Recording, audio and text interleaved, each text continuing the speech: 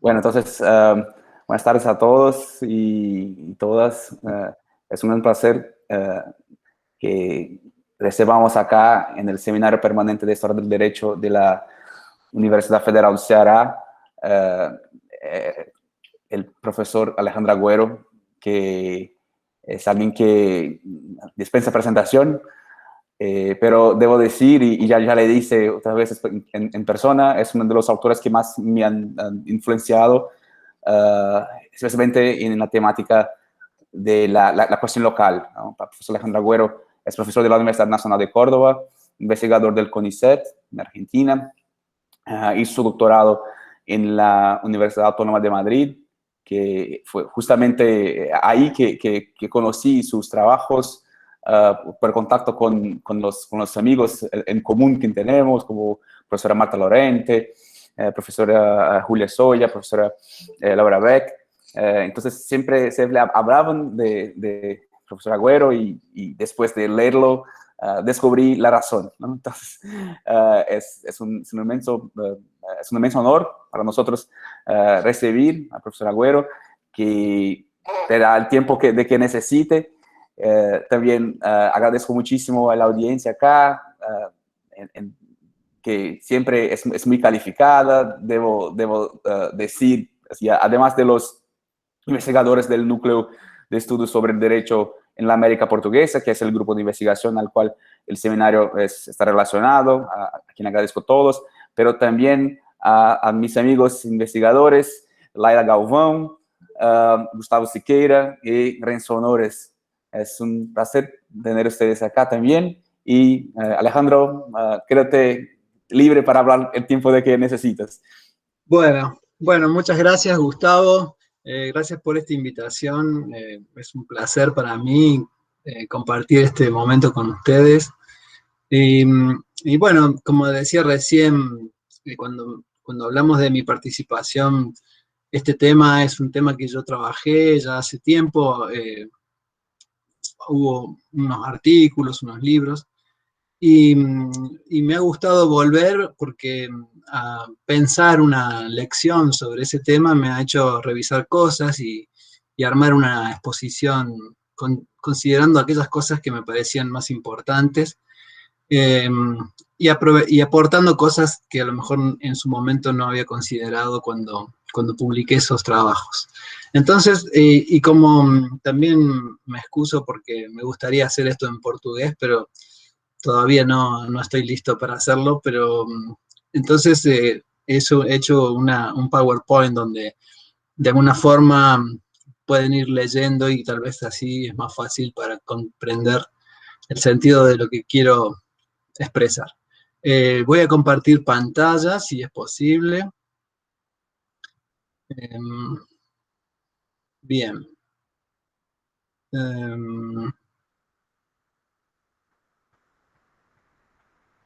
Bueno, esto no es mío. Quería comenzar esta presentación mostrando algunos textos legales de la monarquía española. Después vamos a ver de cuándo son estos textos, pero fijémonos en el sentido de estas normas. De las ordenanzas para el buen gobierno de los pueblos, ordenamos y mandamos que todas las ciudades, villas y lugares de nuestros reinos sean gobernados según las ordenanzas y costumbres que tienen de los alcaldes y regidores y oficiales de los tales consejos, y que la justicia no consientan que hagan levantamientos ni ayuntamientos contra el consejo y oficiales ni comunidad de gente para embargarles en regir y gobernar. Bueno, mandamos, aquí dice, mandamos que cada y cuanto que la justicia de las ciudades y villas pareciere que conviene hacer algunas ordenanzas para buena gobernación, antes primero reciban información de las partes a quien tocare. Bueno, habla de la potestad de las ciudades de hacer sus ordenanzas, y sobre todo esto que decía aquí, de que se rijan por sus costumbres y sus ordenanzas de estos pueblos. Fíjense, este título 4 dice de los privilegios y costumbres de los pueblos para la elección de oficios. Ordenamos que a las ciudades, villas y lugares de nuestros reinos les sean guardados sus privilegios y oficios que han tenido y tienen de los reyes antepasados nuestros progenitores, y de nos, los cuales les confirmamos, que les sean guardados sus libertades y franquezas y buenos usos y costumbres, según que les fueron otorgados y por nos fueron confirmados y jurados. Y aquí tenemos otras normas más, que van en el mismo sentido. Mandamos que los oficios de juzgados, alcaldías y merindades y alguacilazgos de las nuestras ciudades y villas y lugares de nuestros reinos, que los tienen por fuero o por costumbre o privilegio de los nombrar, o sea, de designar, que tienen las ciudades tienen el derecho de nombrar esos oficios y elegir de los mismos pueblos, que los tengan así, y cuando los quisieren de fuera parte, o sea, cuando quisieren a alguien de afuera, nos lo piden todos o la mayor parte de ellos. O sea que habla de las ciudades que tienen sus propios jueces y que tienen derecho a elegirlos, y que eventualmente si quieren algún juez de afuera, pueden pedirlo para que sea enviado por el rey. Y la ley sexta, libre facultad de los pueblos para el nombramiento de oficiales con arreglo a sus privilegios. Bueno, son normas que, como ven, hablan permanentemente de los privilegios y de las costumbres y de las ordenanzas de los pueblos. Y uno viendo estas normas podría preguntarse ¿de cuándo son estas normas? Bueno, acá hay hay una acumulación de normatividad que viene de la Baja Edad Media, ¿no es cierto? Son unas normas típicamente del mundo bajo medieval que consagraban una orden que se había ido formando en eso que en el derecho castellano se conocía como la tradición foral. Pero de estos textos concretamente que les estoy mostrando son de este cuerpo legal, la novísima recopilación de las leyes de España de 1805. Es decir que en este cuerpo normativo, que es el último gran cuerpo de normas del antiguo régimen español, pero que va a tener una larga vigencia todavía en el siglo XIX, porque, como ustedes saben, la codificación del derecho español es muy tardía. En esta novísima recopilación, sancionada un año después que el Código de Napoleón, aparecen todas estas normas que hablan de la renovación y de la validación de los privilegios y de las costumbres de los pueblos. Creo que, digamos, ¿qué quiero decir con esto? A veces se piensa que la monarquía hacia sus finales había como eliminado ese derecho y libertades de los pueblos, pero sin embargo, en su derecho oficial, ahí estaban esas normas recogidas en la última gran recopilación del antiguo régimen. Aún así, con el tiempo, la historiografía, sobre todo la historiografía del siglo XX, como les decía, tendió a invisibilizar esas normas, y de hecho cuando uno miraba, por ejemplo, la historiografía de mitad del siglo XX, dedicada a las ciudades coloniales, a las ciudades hispanoamericanas, pero esto vale también, los mismos ejemplos podemos encontrar también para las ciudades españolas. Ahí vemos cuál era el estado de la reflexión historiográfica hacia mediados del siglo XX, ¿no? Es como que, aunque algunas ciudades hubieran tenido algún cierto poder por la situación geográfica, por problemas particulares, para la generalidad de los pueblos y de las ciudades, hubo un ininterrumpido declive, decadencia, una tendencia decadente en las libertades municipales de la región, desde Felipe II hasta la Revolución, ¿no? Este es el caso de, bueno, John Preston Moore, cuando escribía sobre los cabildos del Perú en los Habsburgos, pero también John Lynch, cuando escribía sobre el Río de la Plata, daba cuenta de que cualquier evidencia de poder o de fuerza o de independencia de los cabildos, que eran los los gobiernos municipales, cualquier evidencia de fuerza o de independencia era anormal o efímera, porque no era parte de la política de la monarquía absoluta alimentar o nutrir municipalidades fuertes o vigorosas. Esta era un poco la imagen predominante en el siglo XX, que de algún modo traía su raíz en la imagen que los liberales en España habían creado a partir de tras la guerra de sucesión y tras la crisis que significaron los decretos de nueva planta y la imposición del derecho castellano en el ámbito de la Corona de Aragón, que significó derogaciones de fueros territoriales muy importantes, aunque después volvieran para atrás un poco.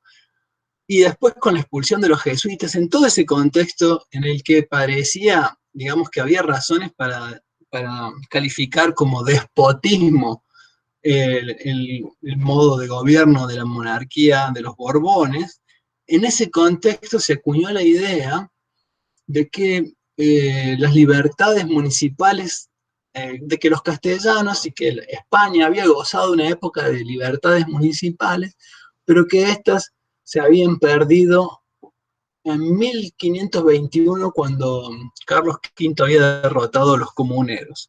Este era un poco, y de alguna forma esta historiografía del siglo XX había adoptado esa perspectiva de los liberales sin ponerla en tela de juicio. Aquí tenemos un ejemplo, ¿no?, de esta historiografía de finales del siglo XIX, que planteaba esto que les decía, ¿no? Triunfante el principio monárquico en los campos de Villalar, terminó la larga lucha sostenida por el elemento popular en defensa de las antiguas libertades. La justicia y la parte principal de la administración municipal quedaron en manos de los corregidores, concejales perpetuos, uno y otro de nombramiento real, concluyendo de hecho la antigua autonomía y jurisdicción forera. Las corporaciones municipales cambiaron la base fundamental de su existencia. Bueno, para esta lectura, entonces, uno se pregunta, bueno, ¿esta lectura no se condice con esas normas que vimos sancionadas nuevamente en 1805? Algo había pasado indudablemente, que la historiografía liberal aparecía con muchos condicionamientos por su propio contexto, por supuesto que identificaba al pueblo con los cabildos municipales, cosa que hoy sabemos que eso tiene mucho de imaginación, ¿no es cierto? Porque los cabildos en el fondo eran gobiernos de élite, eran oligarquías locales, no había elemento popular propiamente dicho. Pero bueno, de alguna forma la historiografía del siglo XX estuvo condicionada por esta imagen y también condicionada por el vocabulario y las categorías propias de la construcción del Estado, que en todo caso, cuando tenían que calificar experiencias precontemporáneas, lo hacían con herramientas propias del lenguaje típicamente estatal y administrativo, generado desde la segunda mitad del siglo XIX y en todo el siglo XX. Entonces, cuando incluso había historiadores que tenían la sensibilidad para mirar que, bueno, no era quizás tan absoluta la monarquía como se la presentaba, usaban herramientas propias del lenguaje estatal. Por ejemplo, acá tenemos esta obra del gran historiador Rafael Altamira y Crevea, que Altamira llamaba la atención y decía, bueno, pero cuando uno mira los documentos, lo que ve es que las ciudades tienen una capacidad de autogobierno, pero él usaba estos conceptos, autonomía y descentralización, que en el fondo son conceptos propios de la semántica administrativista del siglo XIX, con lo cual ya situaba las cosas, las ordenaba en un lenguaje que de alguna forma generaba una cierta distorsión, porque estaba mirando la época precontemporánea bajo el filtro de nuestra idea estatal de derecho, ¿no? Y claro, en esa idea estatal de derecho, el derecho local, inmediatamente uno tiende a pensarlo bajo nuestra imagen de jerarquía de normas, porque así es como el imaginario contemporáneo del derecho ordena el derecho en función de una jerarquía que responde a la estratificación de los distritos, el derecho nacional del Estado-Nación, el derecho subnacional o estadual o provincial, y el derecho local, que sería el propiamente municipal, en una jerarquía que a su vez implica que las normas de abajo deben responder a las de arriba, y esa cadena de validación que había, de la que tanto habló Hans Kelsen, y que implicaba que el derecho más bajo en la jerarquía quedaba condicionado o derogado por el derecho superior en la escala jerárquica.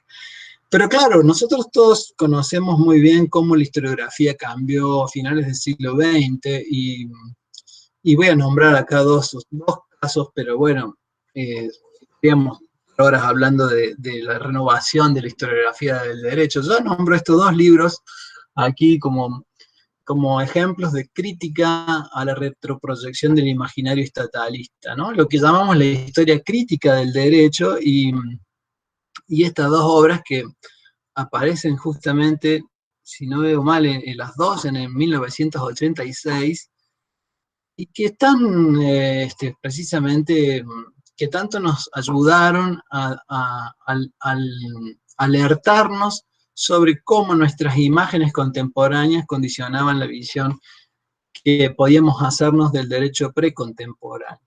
Entonces, simplemente una mención a esto, porque claro, una vez que miramos el pasado en sus propias claves, las cosas cobran otra dimensión, y entonces esas normas que presenté al principio, que eran sancionadas en un cuerpo de legislación de 1805, ya no, si quitamos la imagen estatalista del medio, ya no parecen tan raras o tan anacrónicas como parecían a la luz de la historiografía de mediados del siglo XX.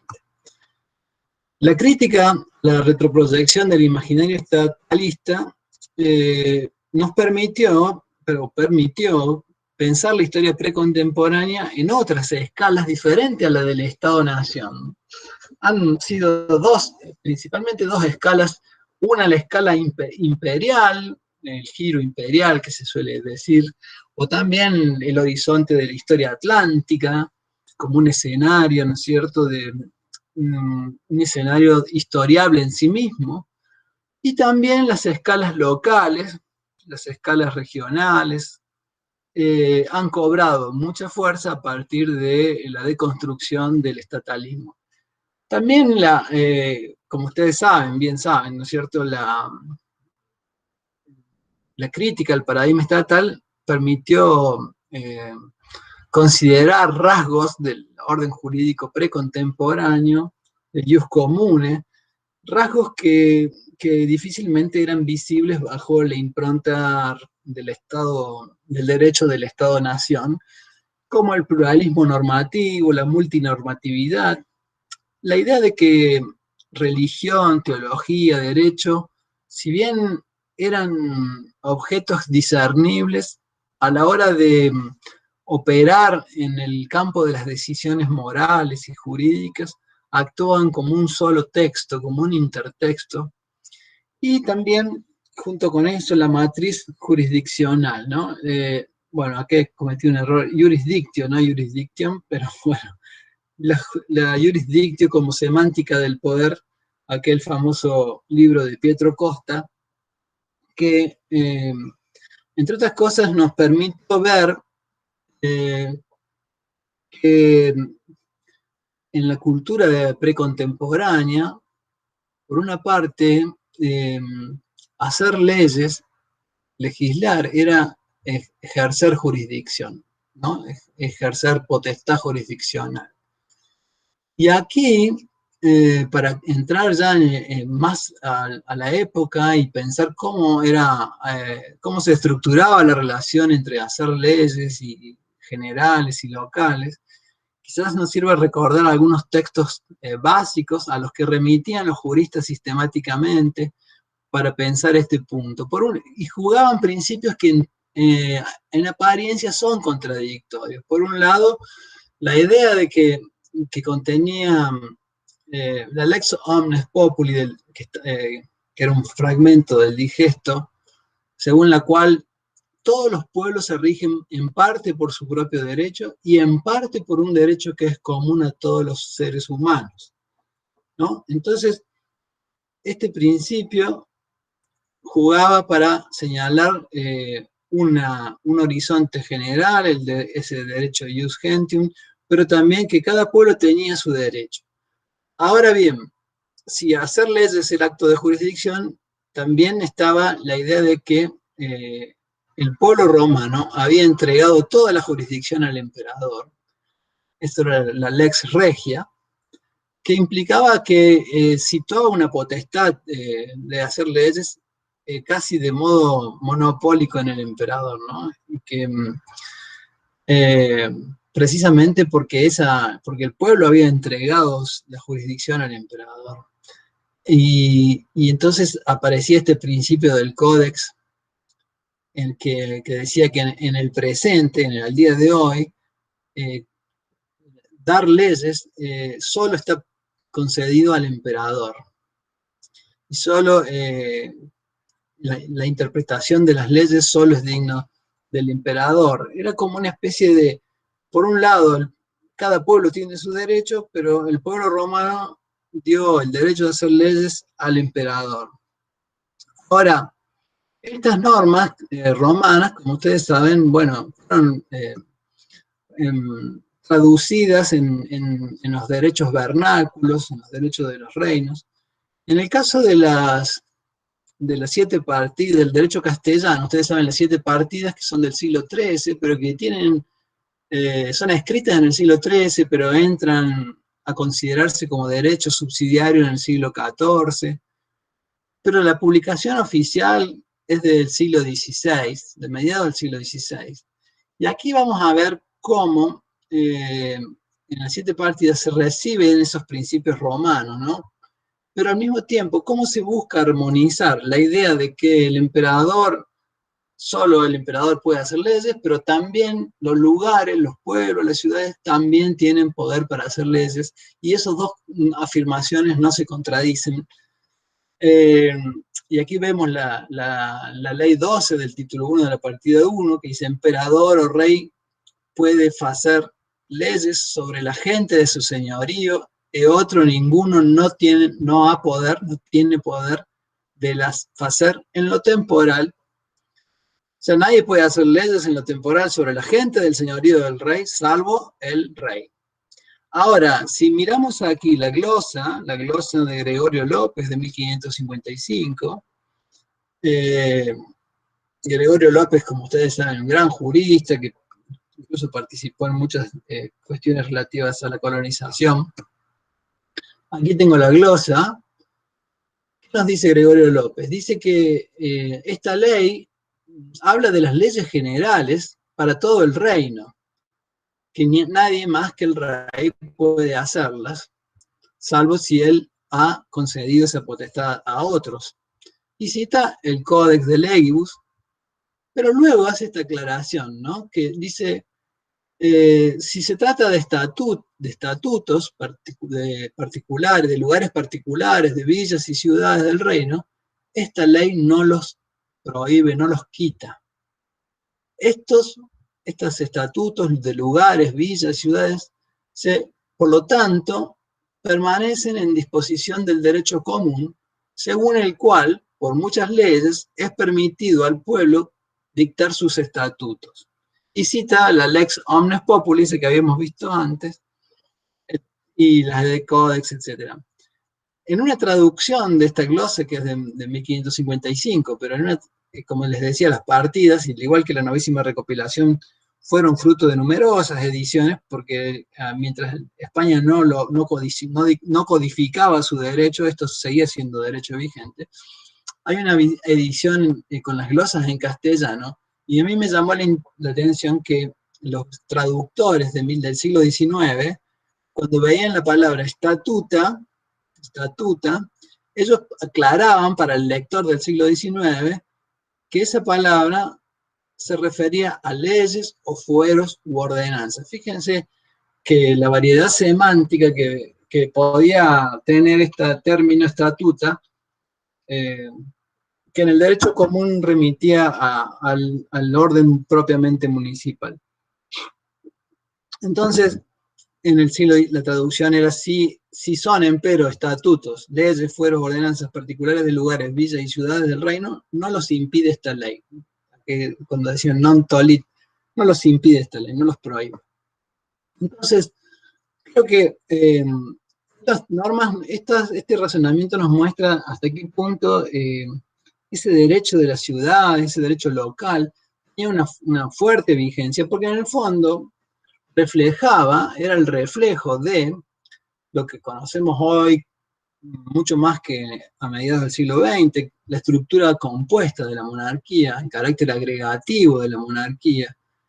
Yo llamo también el carácter discontinuo del espacio público y de la autoridad pública, que estaba construido sobre una dualidad fundacional, autoridades del rey, autoridades de las repúblicas, que era una distinción permanente, que puede dar para mucho, y luego si quieren lo comentamos, pero que en el fondo explicaban que a finales del siglo XVIII, un hombre, un actor importante de la época, definiera la monarquía como una confederación de repúblicas presidida por el soberano. O sea, una imagen de la monarquía completamente distinta a la que nos ofrecía la historiografía de mediados del siglo XX, ¿no? Entonces, a partir de esa constatación, ya nos pone en un escenario que explica mucho más claramente la presencia de un derecho local diferente a la idea que teníamos a partir del imaginario estatalista.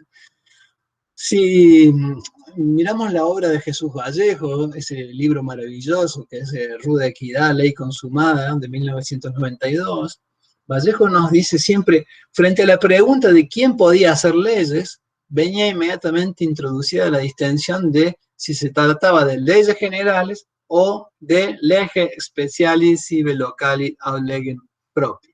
Es decir, que un concepto nativo de derecho local aparecía ahí, la expresión, el significante aparecía para responder a la pregunta ¿quién tiene poder de hacer leyes? Bueno, dígame de qué estamos hablando, si de las leyes generales o de las locales. A partir de la historiografía más específica, de la historiografía crítica, yo trazo ahí como término general las relaciones entre ley general y ley especial o local o propia. Creo que se rigen por una serie de principios. Yo menciono estos tres que me parecen más significativos.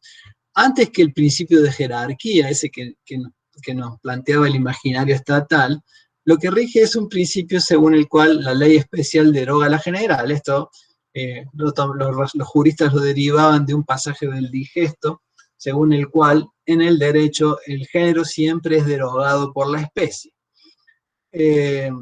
Y esto explicaba, por ejemplo, que las costumbres contra legem, contrarias a la ley, fueran entendidas como expresión de un derecho local que desplazaba el derecho general. Como hacer leyes era entendido como un acto de jurisdicción, la producción local del derecho se encontraba naturalmente condicionada por el alcance de la potestad jurisdiccional ejercida por cada comunidad en virtud del privilegio costumbre. Es decir, que no podemos dar un acerto general acerca de cuál era el poder local de las comunidades, porque cada comunidad tenía un patrimonio de privilegios y de capacidades que derivaba de su historia, de sus relaciones con la monarquía, etc., y por lo tanto hay que analizar cada lugar en particular. Siempre que hablamos de leyes, la noción de consentimiento del pueblo cumplía una función clave, porque incluso en los pueblos que no tenían jurisdicción y cuyas ordenanzas requerían la aprobación del señor territorial, ya sea el señor jurisdiccional o el propio rey, los juristas se encargaban de decir que lo que hacía el señor era aprobar lo que el pueblo había sancionado. El pueblo siempre entendido como esa élite que la representaba, ¿no?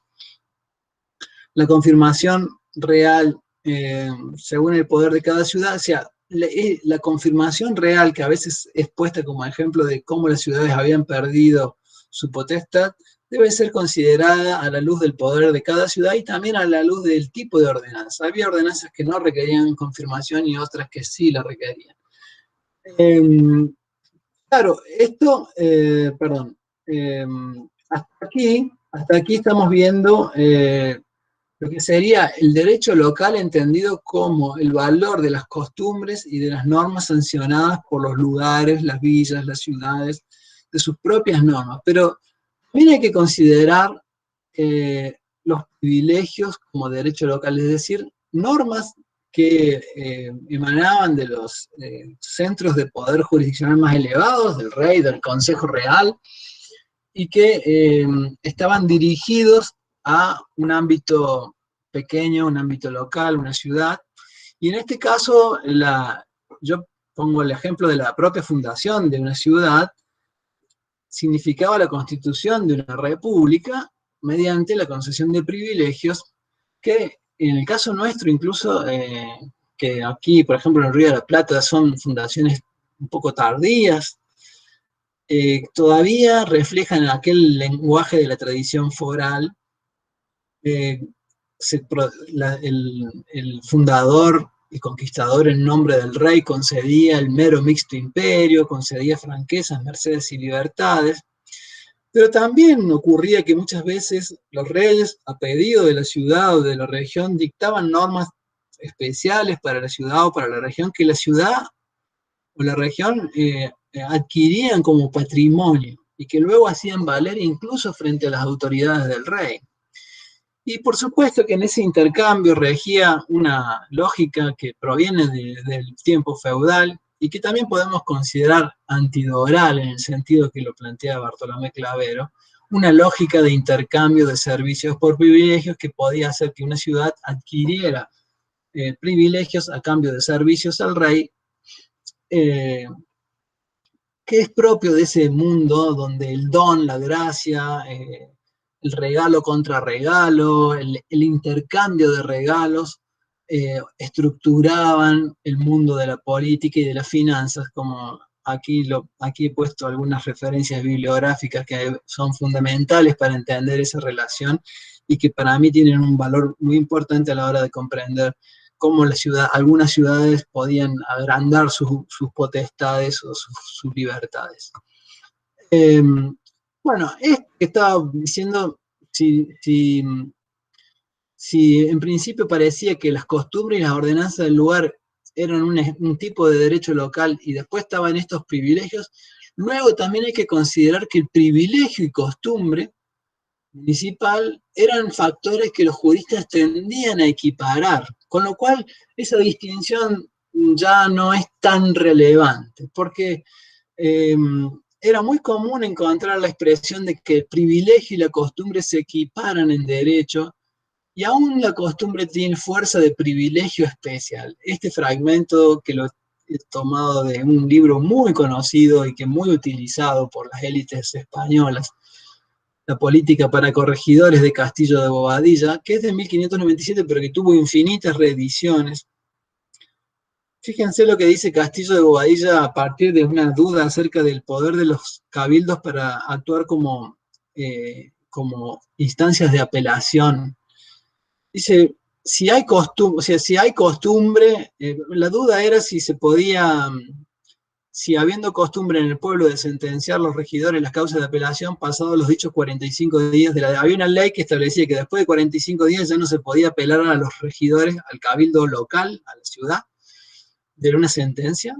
Y dice, si hay costumbre de que aún después de esos 45 días se pueda apelar, es importante situar el locus, el tópico de donde se está haciendo la afirmación, porque tiene que ver con esto.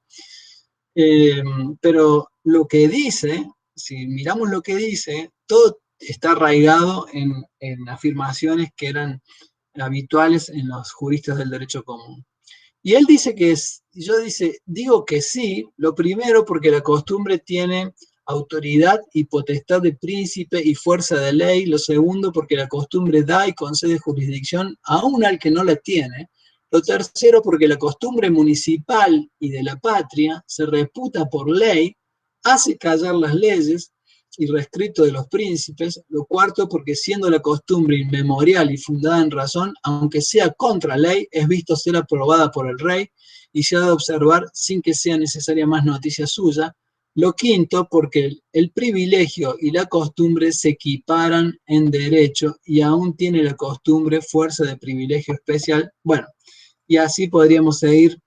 Lo que quiero decir es que esa distinción que tracé al principio entre costumbre y privilegio, luego hay que matizarla porque, como vemos, no faltaban argumentos para equiparar el privilegio y la costumbre.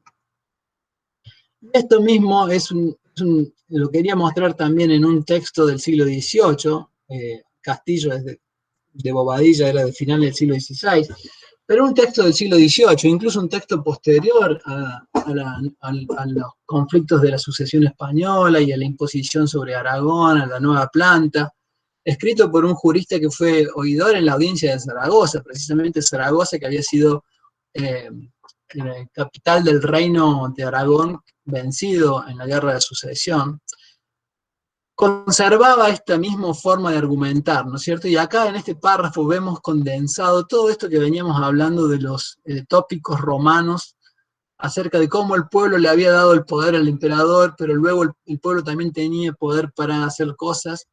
En España solo el rey pertenece al derecho de nombrar los oficios de la república porque los pueblos en la creación de sus príncipes le transfirieron toda la potestad y jurisdicción que tenían. Y ahí está la cita a la lex regia, aquella de los romanos, del Imperio Romano. Pero luego viene la excepción, ¿no? Por privilegio, costumbre o prescripción inmemorial pueden también las ciudades y demás poblaciones de estos reinos, como así también los señores temporales, nombrar alcaldes, regidores y otros oficios, y así vemos, conservan hoy este derecho muchas poblaciones que tienen justamente adquirido. Y lo mismo pasa con las ordenanzas, con el poder de hacer ordenanzas, ¿no? Por esta razón conservan los pueblos la facultad de hacer ordenanzas para su gobierno. Pues si bien no la tienen para hacer leyes que obliguen generalmente a todos, por ser esta regalía del príncipe, pueden no obstante establecer estatutos con que se gobiernen. Como vemos, los argumentos se mantienen siempre en la misma orden, a pesar de lo tardío del ejemplo de esta obra y en el contexto en que esta obra fue escrita. Ahora bien, hasta aquí, entonces, los fundamentos para mostrar cómo el antiguo régimen, al menos en la monarquía española, tiene un lugar privilegiado el derecho local y cómo esa obliteración de la potestad de las ciudades que mostraba la historiografía del siglo XX parecía más condicionada por el sesgo de época de la historiografía liberal precedente que por un análisis más profundo del discurso jurídico de la monarquía. Ahora, esto sería lo que podríamos responder frente a la pregunta, bueno, ¿qué lugar tiene o qué es el derecho local en la monarquía española? Pero ¿por qué hablamos también de localización? De localización, ya no de derecho local, sino de localización. Esto tiene que ver con la relación, no un cuadro sincrónico o estático de las normas, sino con la dinámica del ordenamiento, con la dinámica del ordenamiento jurídico o de las instituciones. La localización del derecho, la idea de localización del derecho se refiere a la relación dinámica entre derecho y jurisdicciones locales. Y está, digamos, la palabra localización está ahí interpretada en un sentido que es más claro en inglés. En castellano no es tan claro porque localización quiere decir en principio algo así como encontrar algo. Localizar algo es como encontrar algo que está perdido y encontrarlo. Lo localicé la persona que estaba perdida, ¿no? Pero en inglés, localize tiene una acepción, según el diccionario de Oxford, ¿no? Make something local in character, o sea, hacer que algo adquiera un matiz local. Hay una historiografía que entonces ha usado esa expresión para referirse a cómo una determinada hegemonía se impone en contextos periféricos mediante la adaptación o alteración que es operada por agentes locales. ¿Cómo es necesario que agentes locales de las zonas periféricas adapten, alteren, operen sobre aspectos de una cultura hegemónica para explicar factores de difusión cultural? Creo, no sé si es el primero, pero uno de los primeros usos aparece en la obra de Oliver William Walters, sobre la cultura, la historia y la religión en el sudeste de Asia. También hay en la autora está, Sally Engel Mary, que lo usa para explicar cómo, por ejemplo, nociones sobre feminismo generadas en la cultura occidental son apropiadas y adaptadas en espacios asiáticos. Pero me parece que es un concepto que podría, digamos, servir para explicar cómo las élites locales aprovechaban factores de la cultura del jus comune para hacer operar ese ordenamiento que, más que al servicio de una monarquía centralizada y absoluta, estaba al servicio de un entramado de élites que compartían ciertamente los valores centrales de esa hegemonía. Si miramos algunos caracteres de la cultura precontemporánea que facilitan esa dinámica de localización, tenemos que empezar por considerar que aquello que habíamos dicho con Pietro Costa, la centralidad de la jurisdicción, es decir, que estamos ante un orden jurídico institucional centrado en la justicia más que en la regla. Nosotros, como cuando estudiamos derecho, parece que estudiamos reglas, estudiamos normas, pero como que las normas son las que identifican al derecho, y en cambio, para la cultura precontemporánea, era la justicia la que, y era el hacer justicia lo que identificaba la operatividad del derecho. Incluso para hacer justicia había que tomar criterios, pero en esos criterios el derecho no era la norma que debía ser pronunciada mediante jueces autómatas, como van a plantear después las palabras de Montesquieu, y que va a repetir Beccaria con mucho énfasis, y va a ser el ideario del principio de legalidad, sino que el derecho era un campo intertextual, donde concurrían diferentes ordenamientos, de modo tal que era un campo abierto que daba al juez un universo potencialmente inagotable de argumentos. Y fíjense la definición una de las definiciones de derecho. Tiene muchas definiciones porque es una palabra polisémica, por supuesto, pero aquella que se refiere a lo que nos interesa a nosotros, en el diccionario de la Real Academia de 1780, derecho, que nosotros hoy tendemos a decir, bueno, el derecho son las leyes de un Estado, ahí nos aparece como lo que dicta la naturaleza, mandó la divinidad, definió nuestra Santa Madre Iglesia, constituyeron las gentes, establece el príncipe, supremo legislador en su dominio, u ordena la ciudad o el pueblo para su gobierno privado, o introduce la costumbre. Ius. Derecho se toma muchas veces por justicia. Fíjense que la definición lexical se acercaba bastante a lo que la historia crítica del derecho nos sugiere acerca de cómo debemos comprender el derecho en el orden precontemporáneo. Claro, y había factores, y ya voy terminando, factores culturales que favorecían todavía más ese proceso de que el derecho adquiriera matices locales, no solo por la importancia de la jurisdicción y el valor que tenía la decisión, sino también por una serie de condicionamientos culturales que, como ustedes conocen muy bien, ¿no? El factualismo o el reicentrismo, tomo el término de Paolo Grossi, esto que nos da, implica una cultura en la que está admitido derivar un deber a partir de las condiciones fácticas, algo que para nuestras teorías jurídicas es bastante complejo, o al menos desde la famosa ley de Hume en adelante, ¿no? El abismo lógico entre ser y deber ser, implica poner en tela de juicio para nosotros criterios fundamentales de nuestra cultura, pero sin embargo para la cultura precontemporánea era cuestión de todos los días, y evidentemente los hechos permitían derivar normas que alteraban o que condicionaban el derecho general. También la predominancia del casuismo, que por cierto se acaba de reeditar el libro Casuismo y Sistema de Tau Anzoátegui por la Universidad Carlos III y está en versión online, se los recomiendo, es una obra de lectura muy importante para estas cuestiones, donde se muestra que la relevancia de las condiciones del caso pesaban siempre sobre las normas generales. Del caso se podían emerger razones argumentativas para resolver.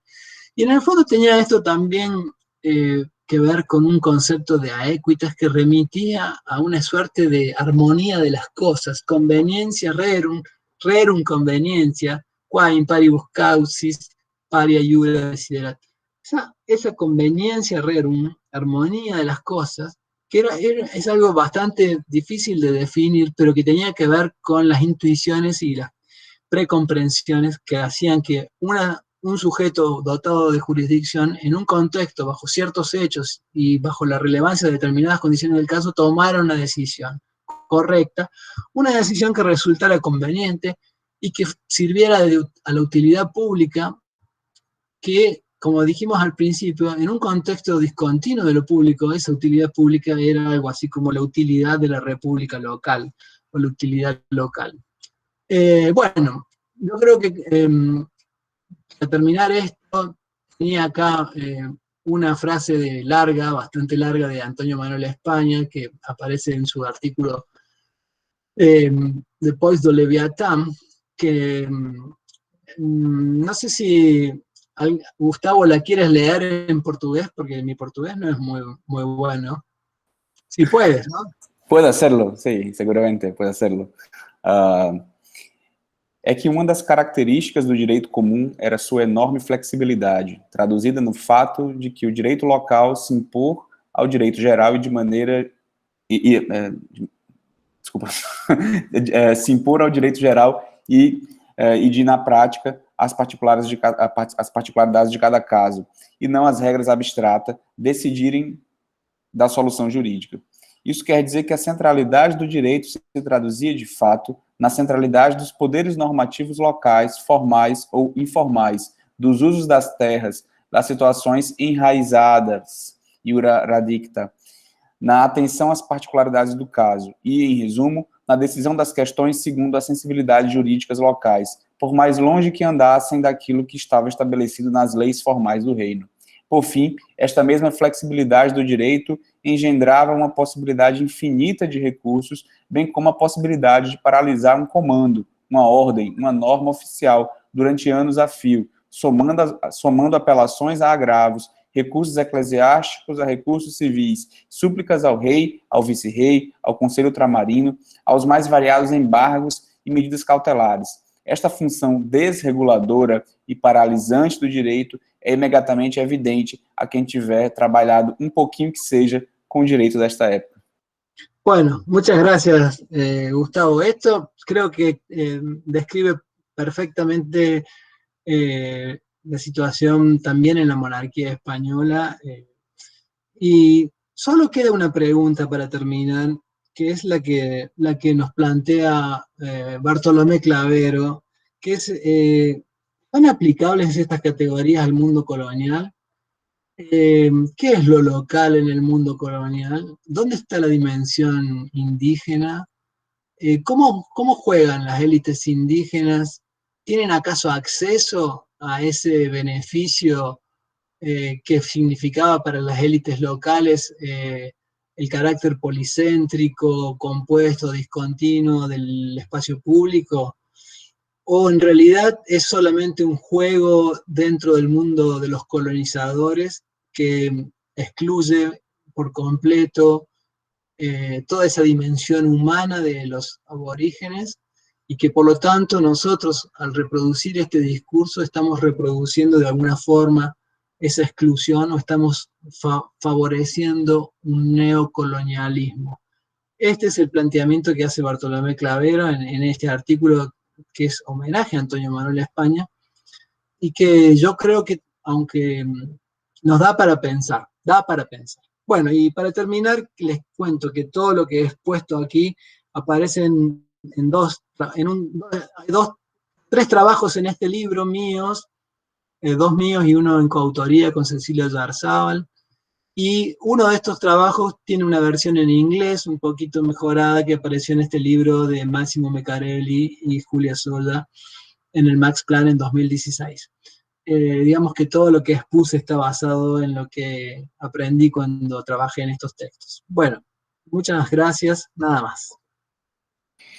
Muchísimas gracias, Alejandro. Excelente, excelente. Bueno, es un privilegio sin, participar de esta discusión, incluso porque esos dos textos son justamente los que me han motivado tanto a invitarte acá, y son textos que incluso que muchos de los investigadores que están acá conocen y utilizan, especialmente la versión más reciente, que es la que salió en el libro que organizaron Máximo y Julia. Bueno, yo tengo muchos comentarios y muchas preguntas, pero siempre prefiero, no sé, preguntar a la audiencia si alguien quiere empezar. No sé si alguien quiere empezar. Así el micrófono es libre, todos nos conocimos acá, son todos investigadores conocidos. Entonces, por favor, si alguien quiere empezar, puede hacerlo.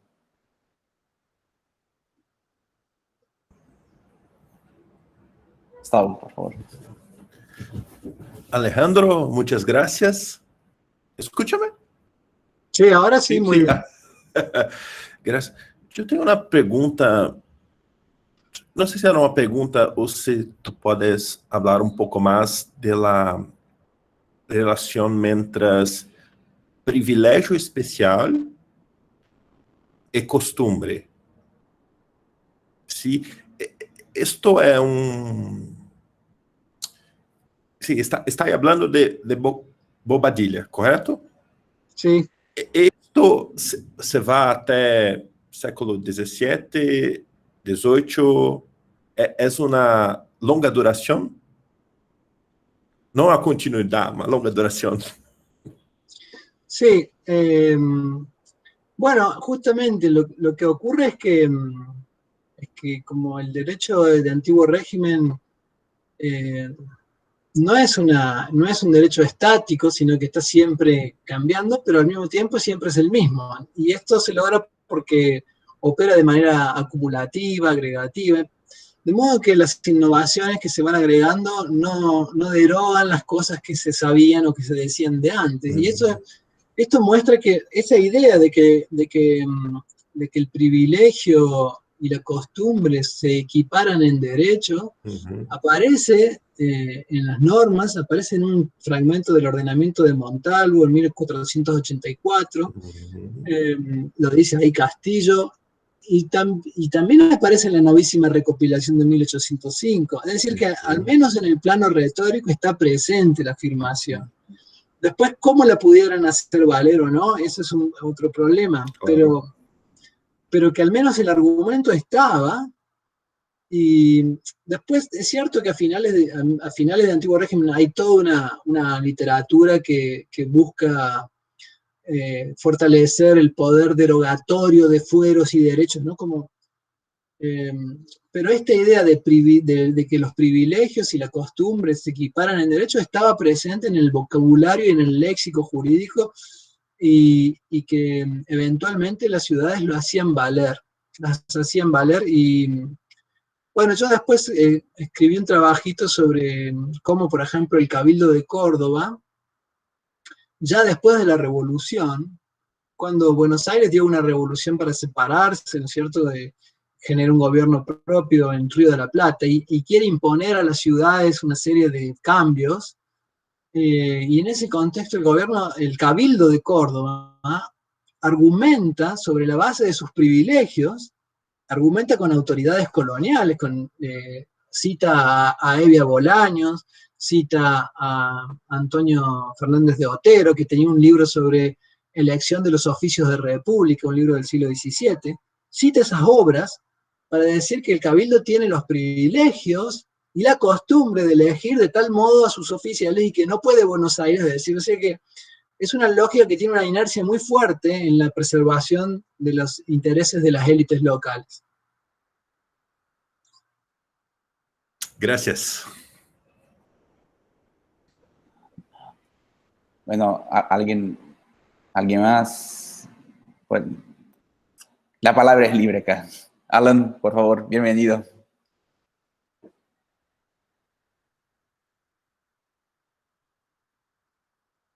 El micrófono está off. Puedes solo... Agora, sim. Olá, buenas tardes. Olá, Agüero. Um prazer revê-lo. Eu vou aproveitar a pergunta do Gustavo, que, do meu ponto de vista, é muito interessante a questão de costumbres. Né? A pergunta é se dentro desta relação entre costumbre e direito régio, né, de direito monárquico, o papel do rei. Se o rei, o poder soberano, ele poderia cambiar a costumbre. Quais são os limites de poder régio diante das costumbres? Pero reconhecia, né, o costume como direito local, quizás como privilégio, pero o rei poderia cambiar, poderia revogar, poderia também substituir, né, não sei como em espanhol substituir, compreendes? Sí, sí. Reemplazar, substituir. Isso, reemplaçar, exato. Então, a pergunta é quais os limites deste poder del rei face a costumbre. Sí, ahí los juristas siempre acudían a una expresión que era como, el rey es fuente de toda jurisdicción y por lo tanto puede legislar y puede imponer, pero decía también, los juristas decían, pero el derecho desaconseja quitar los privilegios y las costumbres a aquellos que gozan de ellos. Como que los juristas le decían al rey, usted puede hacerlo, pero el derecho le dice que no es así, que no es bueno hacerlo, porque se enfrenta a resistencia, a formas de resistencia legítima, es decir, formas legítimas de resistir órdenes del rey, que había algunas, ¿no? Como la suplicación de las leyes, apelar al rey y decirle que se obedecía pero no se cumplía. Digamos que en principio la pregunta es compleja porque no hay una respuesta clara y concreta. Podemos buscar ejemplos, ¿no es cierto? Es cierto que en el contexto de la asunción de los Borbones, que significó que entraron los Borbones en un contexto de guerra y de conquista sobre Aragón, y eso, digamos, potenció la idea de que el rey tiene una potestad soberana que no depende del consentimiento de los súbditos, y digamos, dio fuerza a esta idea de que el rey es soberano y puede cambiar las leyes y las costumbres de los súbditos e imponerle a los aragoneses las costumbres castellanas, por ejemplo. Eso pasa así efectivamente, y sin embargo, en otros contextos, como en el vasco o en el contexto mismo castellano, ese despliegue de soberanía no es tan fuerte y se encuentra con muchos límites. Hablo de la península, ¿no es cierto? De la península ibérica. Pensemos, por ejemplo, el primer intento de imponer intendencias en el orden castellano fracasa. Tienen que volver a los corregidores. Fracasa porque claro, si el rey puede hacer eso, pero si hace eso se arriesga a que el pueblo le resista legítimamente. Y por eso también el contexto de reformas borbónicas es un contexto que genera muchas tensiones, ¿no? sublevaciones y motines, no solo en España, sino también en América. En el caso de América, evidentemente las reformas borbónicas se impusieron también sobre muchas costumbres, y en algunos casos lograron quitar costumbres que eran muy, muy, muy queridas para los colonos, para las élites criollas. Te pongo un ejemplo clarísimo. Normalmente, en la estructura institucional de la monarquía, cuando uno tenía un pleito en una ciudad y quería apelar, tenía que ir a un tribunal, a una audiencia, ¿no? Que sería como desembargo do paso en caso portugués, ¿no es cierto? Aquí, por ejemplo, en el territorio del Río de la Plata, las ciudades apelaban al gobernador, no a la audiencia, porque la audiencia quedaba muy lejos, quedaba en Bolivia. Entonces, era imposible ir a la audiencia. Entonces apelaban al gobernador. Y los gobernadores actuaban como tribunal de apelación. Y la audiencia, por queja de un vecino que fue y se quejó de que eso estaba mal, la audiencia intentó quitar a los gobernadores ese poder de apelación, de actuar como juez de apelación. Y los gobernadores con todas las ciudades hicieron una información con testimonio de los escribanos, diciendo que desde el tiempo inmemorial los gobernadores del Tucumán actuaban como jueces de apelación, y eso fue al Consejo de Indias, y el Consejo de Indias le dio la razón a las ciudades, y mantuvo la competencia de apelación. En 1732, ya con los Borbones, mantuvo eso. Ahora, cuando definitivamente los Borbones quisieron convertir, digamos, las colonias en algo más rentable y más organizado, impusieron la reforma de intendentes en 1782, ahí sí ya se acabó esa apelación al gobernador, dijeron, esto basta, se acabó, no funciona más, y se impusieron, efectivamente, se impusieron en contra de esa vieja costumbre. Ahí no hubo posibilidad de alegar costumbre. O sea que depende del contexto y la situación, el caso y la dimensión de la costumbre también. No sé si respondo. Bueno, yo tengo dos preguntas acá, una pregunta y un comentario, y bueno, tengo que aprovechar, ¿no?, la condición de moderador del debate. Bueno, la verdad es que la pregunta, en tu ponencia tú has dicho que era muy difícil, no sé, establecer como que un elenco materias, por ejemplo, que suelen pasar en los derechos locales, pues, no sé, los privilegios eran distintos y bueno, y yo te pregunto, si en tu opinión eso era distinto en América. Y te pregunto eso por una razón. Cuando yo veo las materias que estaban en América Portuguesa, por lo menos, ¿no?, las materias que pasaban en las villas de derecho local acá, son más o menos las mismas en la América Portuguesa, ¿no? Incluso porque son villas que se han fundado más recientemente, son más nuevas naturalmente, ¿no?, que las que pasaban en la península. Entonces, no sé, quizás la cosa del control fuera distinto de lo que pasaba en la península. Entonces, yo te pregunto, ¿eso también pasaba en Hispanoamérica? Por lo que has estudiado, sabemos que es especialista en Córdoba, claro, pero no sé qué piensas sobre eso. Sí, no, mira, también va variando en función de los contextos. Por ejemplo, una de las cosas que el rey reclamaba para sí, como diciendo, mira, esto no puede ser derecho de las locales, porque esto es mero imperio, era la capacidad de imponer penas de muerte. Sí.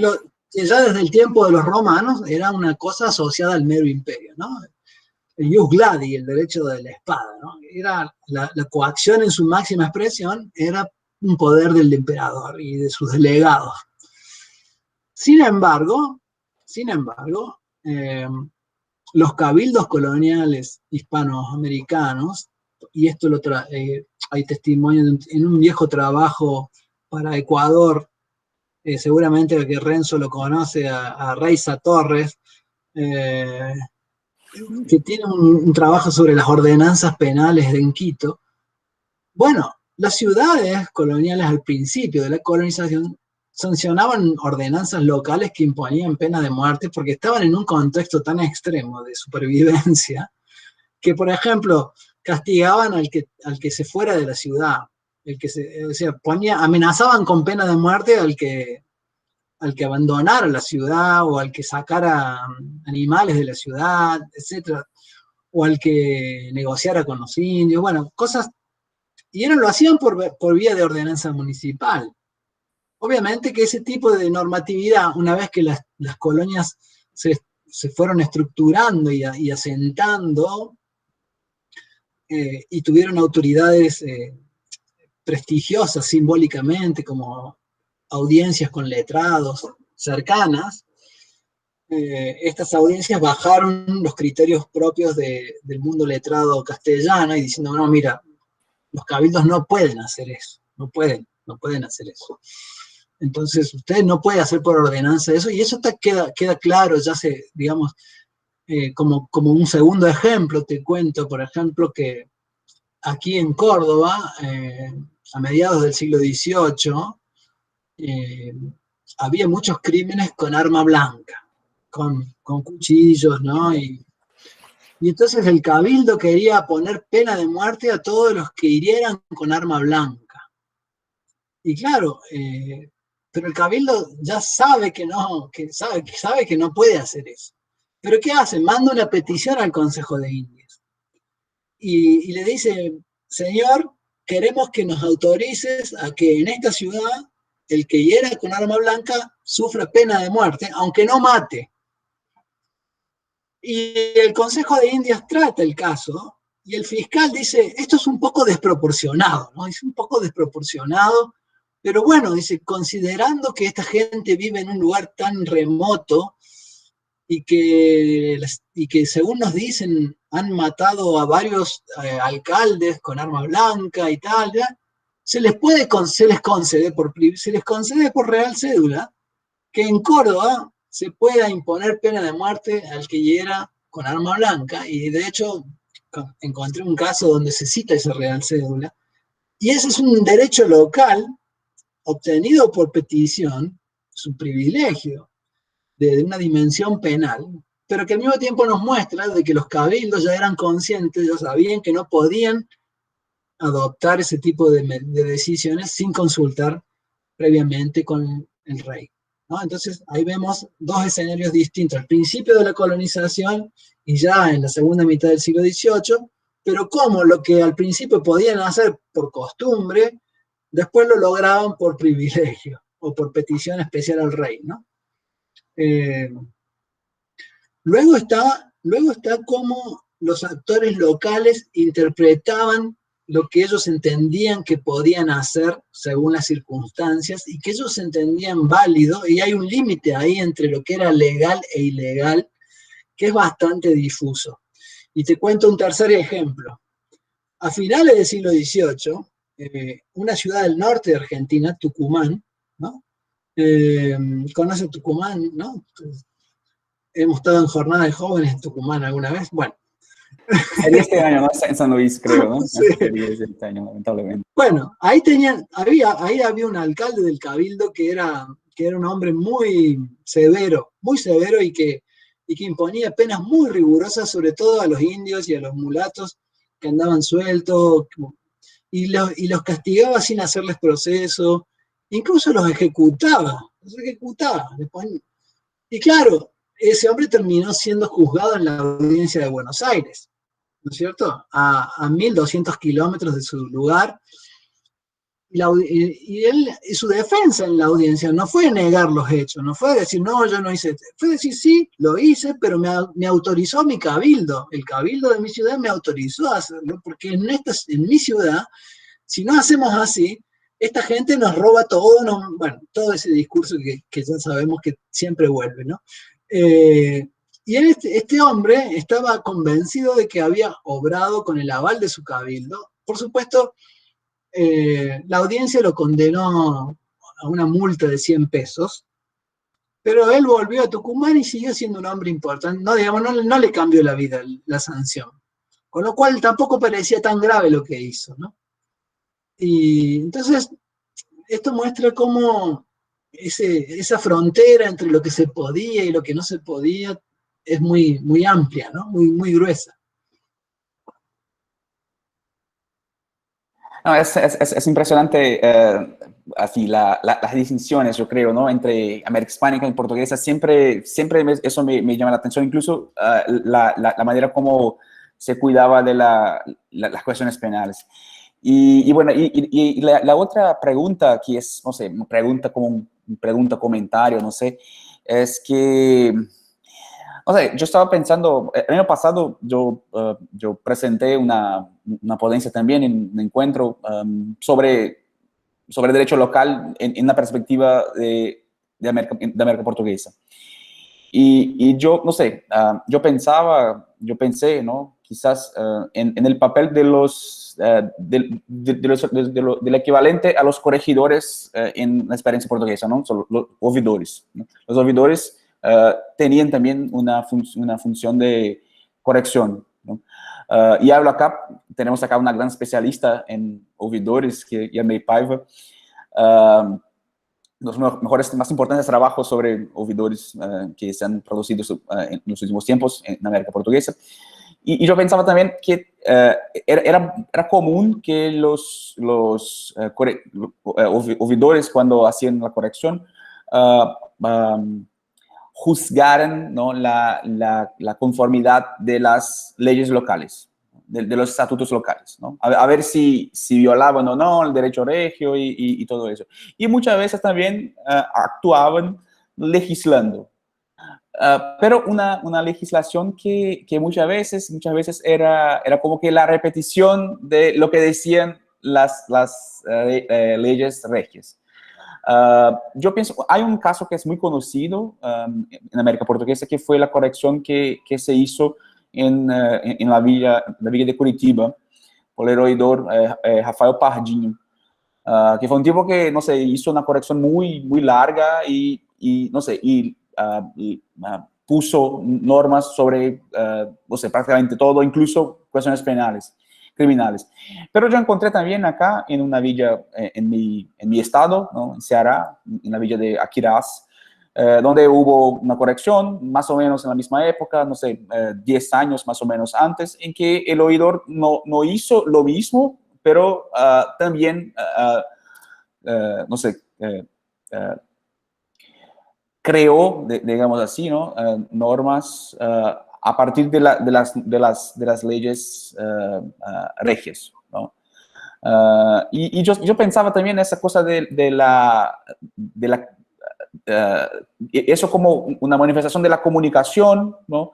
No sé, para que la gente supiera que hay una ley regia, ¿no? Que trata de este tema, aunque no hubiera, por ejemplo, una versión impresa de las ordenaciones portuguesas, ¿no? Para que el argumento del desconocimiento fuera superado.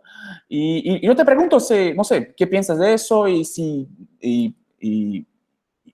eso también pasó en algún momento en las fuentes que has consultado, en este papel, especialmente porque pues la tradición de los corregidores en España y en América Hispánica también es muy fuerte. El libro de Cáceres de Bobadilla es un ejemplo de cómo eso pasaba. Pero no sé, ¿qué piensas de esa cuestión?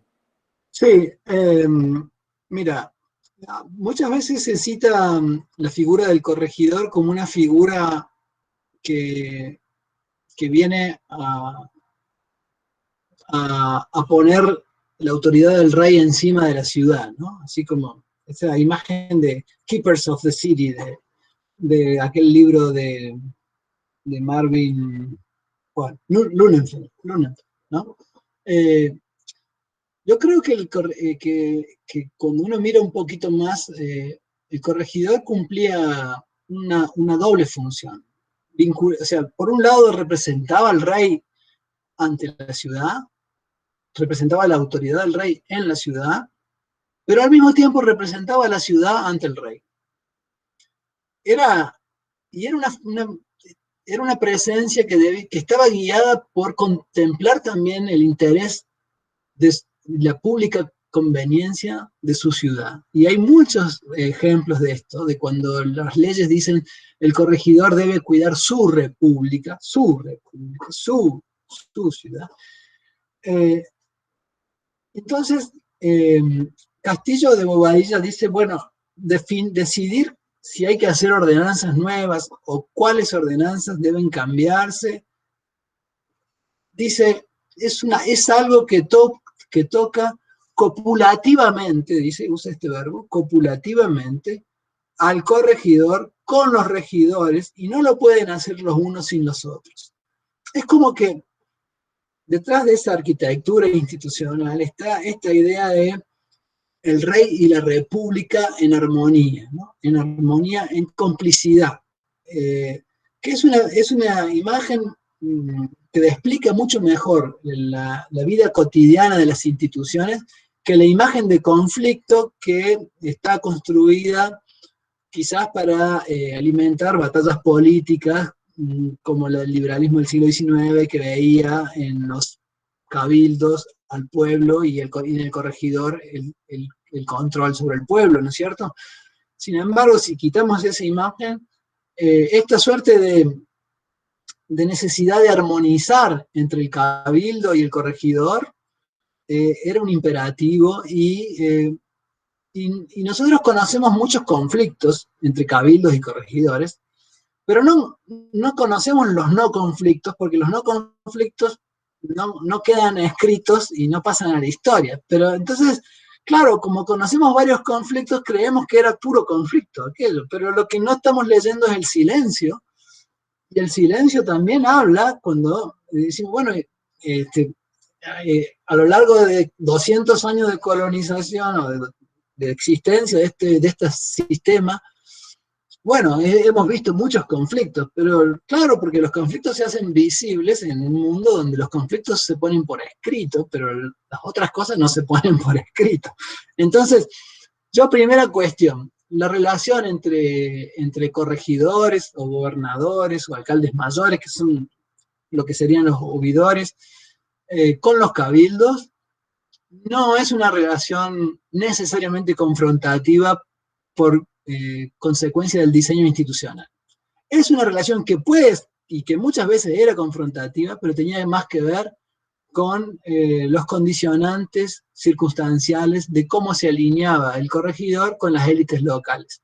Muchas veces las élites locales estaban fraccionadas, y cuando llegaba la autoridad del rey, intentaban que tomara partido por una o por otra, y esto terminaba generando denuncias de una facción contra el corregidor y viceversa. Entonces, ahora, si funcionaban armónicamente, normalmente las ordenanzas se hacían, como decía Castillo de Bobadilla, copulativamente. Los regidores acordaban con el corregidor o con el gobernador que necesitaban tal ordenanza, y el gobernador procedía en consecuencia. Lo mismo que con las elecciones, que las confirmaba el gobernador, pero eran del cabildo, y ahí también hay mucha literatura acerca del valor de la confirmación del gobernador, que era un valor no sustancial.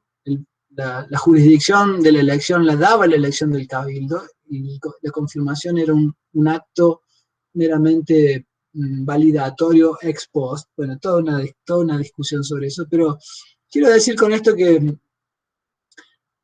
hay que pensar esas situaciones y esos conflictos más como fruto de de los clásicos fraccionamientos intraélites que como problemas institucionales. Y por ejemplo, con la reforma de intendentes, que digamos, cambió, ¿no?, el sistema de gobernadores, y vinieron intendentes con encargos muy fuertes de intervenir sobre el espacio local, se ve claramente, por ejemplo, cómo algunos intendentes se llevan muy bien con el cabildo y hacen muchas cosas juntos, y las ciudades progresan en sentido del siglo XVIII, ¿no? El progreso. Y hay otros intendentes que no pueden hacer nada, porque las ciudades sistemáticamente les impiden, les apelan, les contradicen, y eso tiene que ver con la forma en la que se relacionan. Personalmente, quiero decir, no institucionalmente. Y otro caso que también, digamos, esa relación entre autoridades del rey y autoridades de la ciudad, por ejemplo, aquí en el Río de la Plata, sufrió las alteraciones del contexto, de la localización. Porque aquí, por ejemplo, en Córdoba, el gobernador estaba en Salta, a 1000 kilómetros al norte. Entonces aquí teníamos un teniente. Y el teniente nombraba al gobernador. Y muchas ciudades fueron a la audiencia a decir que los tenientes les hacían daño porque eran de afuera. Y la ley castellana decía que los tenientes debían ser de afuera, para ser imparciales. Y las ciudades, sin embargo, obtuvieron una provisión de la audiencia que decía que en el Tucumán los tenientes debían ser vecinos de las ciudades. Con lo cual, una figura que era propia del orden de la jurisdicción del rey pasó a ser una figura propia de los vecinos. Los vecinos se apropiaron de esa figura y por lo tanto esa relación se desnaturalizó. Después, cuando vino la reforma de intendente, volvió un poco a sus antiguos carriles, aunque con otros matices. Pero quiero decir con esto que ni siquiera esa relación, y en cuanto a lo que preguntabas sobre el dictado de bandos de buen gobierno, como llamamos aquí, autos de buen gobierno, bandos, también ocurría eso. Normalmente eran acordados con la ciudad, el gobernador los dictaba, depende para el alcance, si era para la ciudad o para la provincia, y efectivamente muchas veces reproducían cosas que estaban en las leyes, pero claro, hay que tener en cuenta que estamos en una cultura donde no hay boletín oficial del Estado, es una cultura del pregón, es una cultura donde la inculcación de la norma se produce a partir de la reiteración oral de los pregones. Son mecanismos propios de esa repetición, propios de culturas predominantemente orales, ¿no? Todavía. No sé si respondo a la pregunta. Oh, muchísimas gracias. Bueno, la palabra es libre, así que...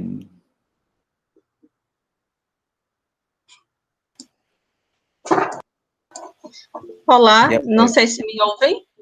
Sim. Escuta. Ok.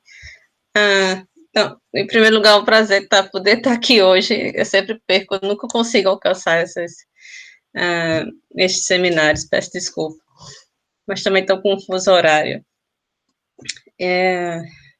E gostava de perguntar ao professor Alejandro se há alguma ligação entre a presença de oficiais reales e uma menor produção de normativas locais, ou isso não está posto em questão?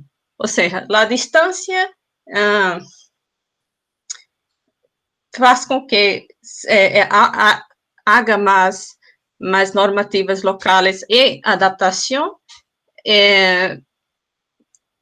Penso que sim, mas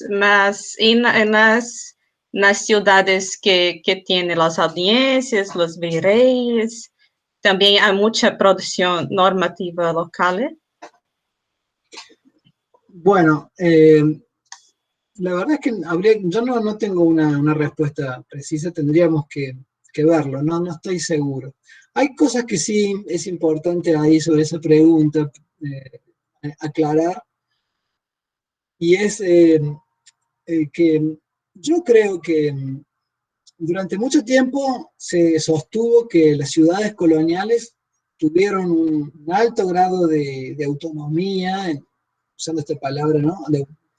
De autogobierno, que era derivado de una situación fáctica de la distancia, y, y bueno, es probable que la distancia ayudara, pero creo que había muchos elementos, como los que vimos en la ponencia, ¿no es cierto?, que estaban en la tradición jurídica misma y que valían tanto para Castilla como para las colonias, de manera tal que no era la distancia la que les daba a las ciudades ese campo de autorregulación, sino que era más bien la propia cultura jurídica. Esto me parece que hay que aclararlo de entrada. No es que estuvieran lejos y entonces se autorregulaban, sino que era parte constitutiva del orden de la monarquía la idea de que las repúblicas se autorregulaban. Las repúblicas, los juristas decían, así como el cuerpo tiene un alma que le gobierna, las repúblicas tienen su jurisdicción, ¿no?, para gobernarse.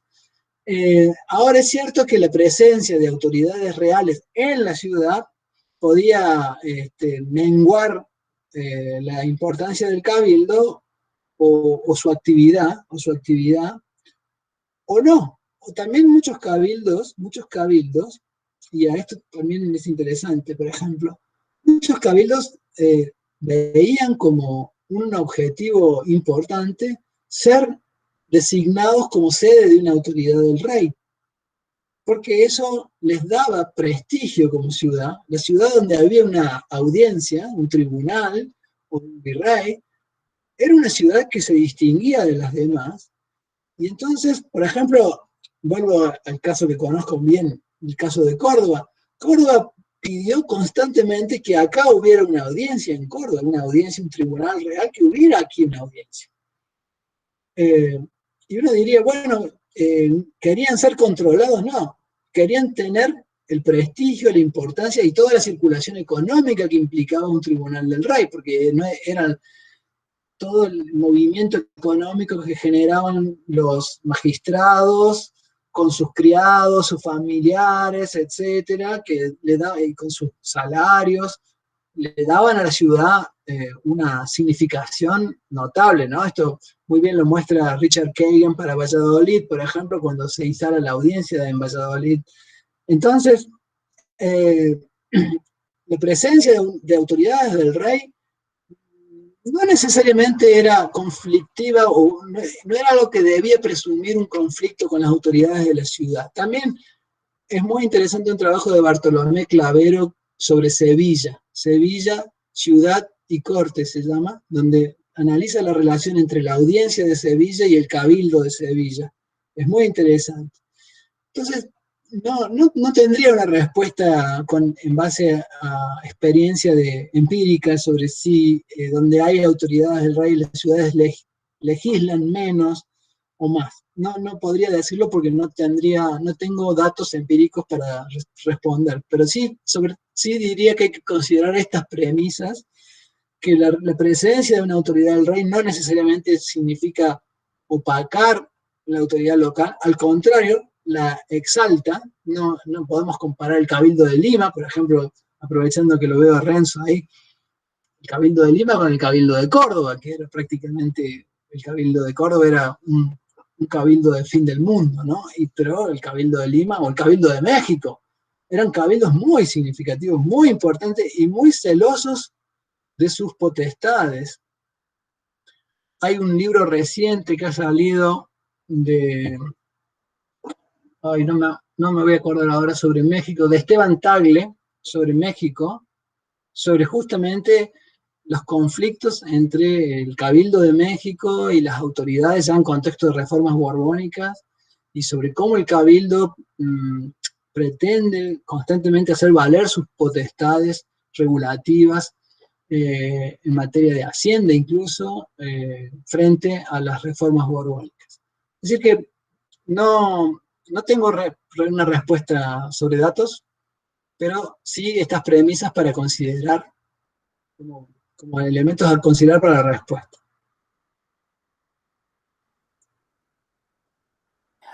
El libro este del Cabildo, no, solo un ratito, es del gobierno es tutela. Sí, a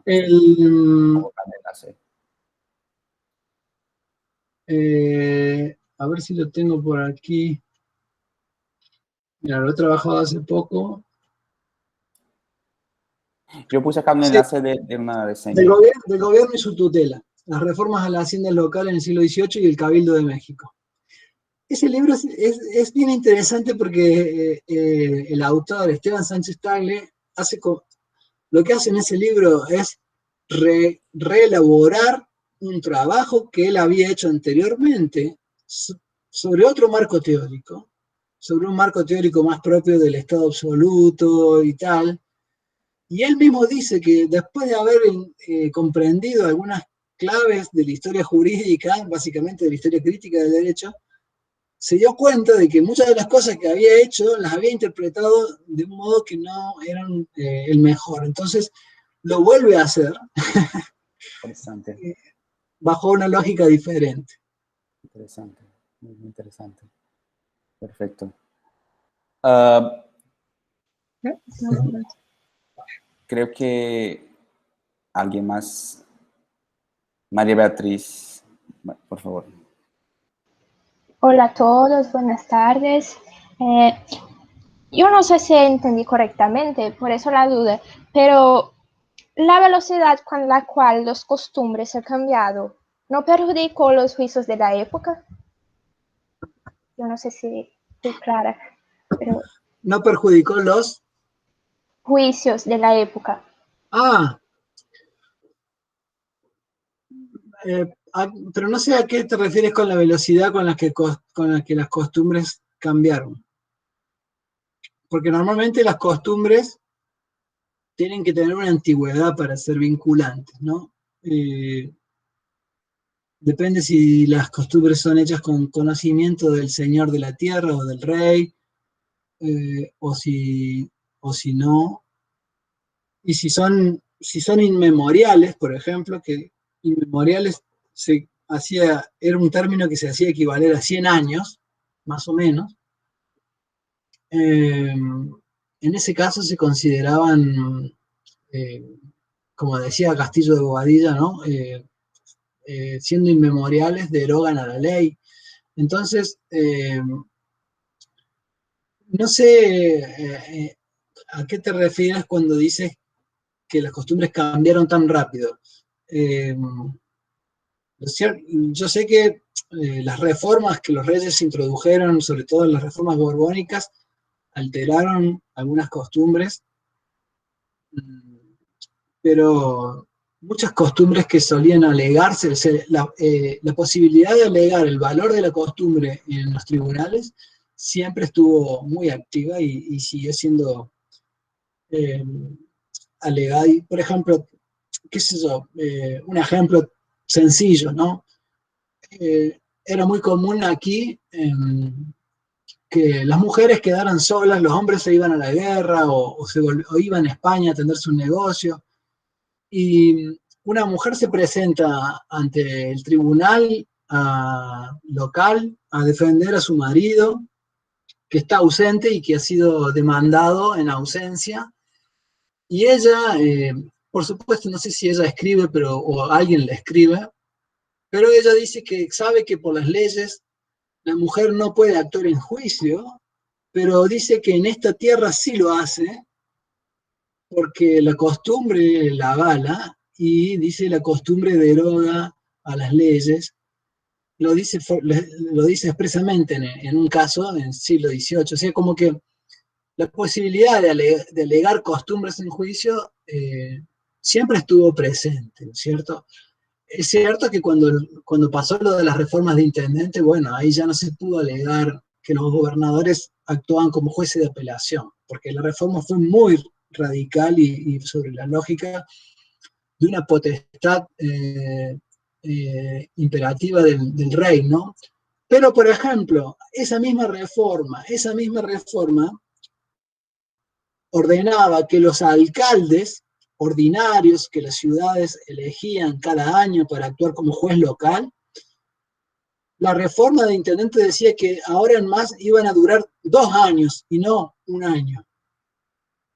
Lo cual para las ciudades fue visto como un gran perjuicio, porque eran vecinos que actuaban de manera honoraria, gratuita, y entonces alegaron que desde tiempo inmemorial las leyes y las costumbres, los alcaldes ordinarios debían durar 1 año y no 2, y que además 2 años en el oficio de juez significaba muchos perjuicios para sus familias. Finalmente la monarquía tuvo que ceder ahí y volvió al sistema anual, ¿no? O sea, como que aún en ese contexto tan vehemente de imposición de normas del rey, como son las reformas borbónicas, hay aspectos que son negociables, transaccionales con las élites locales. Pero no sé si te referías a alguna costumbre en particular con la pregunta.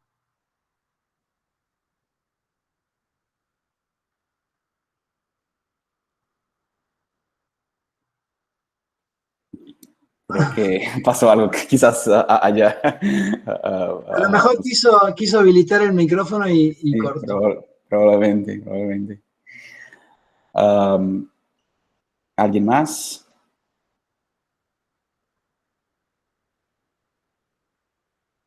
Sara, por favor.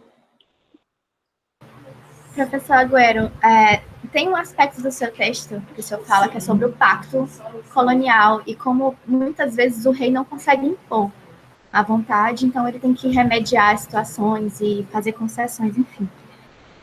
Eu me pergunto como lidar com situações em que a Câmara local, os poderes locais reconhecem uma lei, régia, uma norma, e mesmo assim eles não cumprem, e eles não oferecem também nenhuma justificativa legal, e o rei também não consegue impor a sua vontade. Isso é uma questão política, mas como lidar com isso juridicamente?